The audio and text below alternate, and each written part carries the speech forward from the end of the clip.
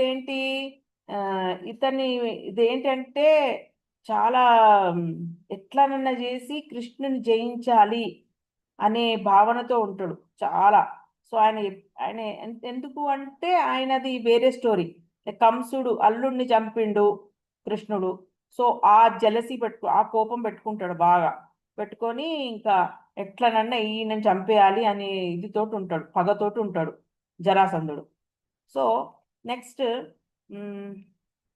ఇది అక్కడ రుక్మిణి తీసుకెళ్తాడు ద్వారకకి. ద్వారకలో చాలా వైభవంగా మంత్రాలతోటి చక్కగా వివాహం జరుగుతుంది ఇద్దరికి.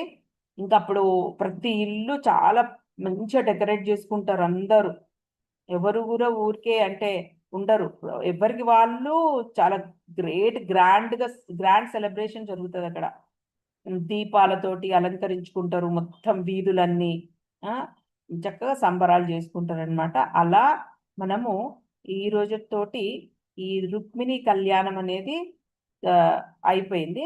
నెక్స్ట్ మనము వేరే దానికి వెళ్దాం ఇప్పుడు. ఇక్కడ ఏంటంటే ఇప్పుడు వేరే దగ్గర ఇది కళ్యాణం అయిపోయింది, అది అయిపోయింది. అయిపోయిన తర్వాత ఇక్కడ ఏంటి అంటే పాండవులకు అది భాగం ఇవ్వరు కదా వాళ్ళు. భాగం ఇవ్వరు, వాళ్ళు కొట్లాడతారు. ఇంకా వాళ్ళని ఏదేదో అంతా జరుగుతుంది చాలా. తర్వాత వాళ్ళకి గొడవలు అవుతూ ఉంటాయి. పాండవులకు కౌరవులకు గొడవలు అవుతూ ఉంటాయి. సో పాండవులు 5గురు, కౌరవులు 100 మంది, మీకు తెలుసు కదా, అన్నదమ్ములు, కజిన్స్. సో వీళ్ళిద్దరికి గొడవలు చాలా జరుగుతూ ఉంటాయి. సో